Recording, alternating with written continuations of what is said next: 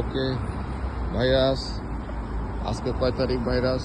21 তারিখ ভাইরাস। দেখি আজকে গাছের কি অবস্থা। ওই যে আমার বাড়ি আর ওদিকে আমার গাড়ি। হ্যাঁ, আচ্ছা যাক, কাজ চলতেছে। এইটা ওই যে একটা গির্জা, এই যে পতাকা, এই যে কাউন্সিল হল। আমরা দেখবো এখন ফল। ফল কি অবস্থা, এই দেখি আমরা ফল।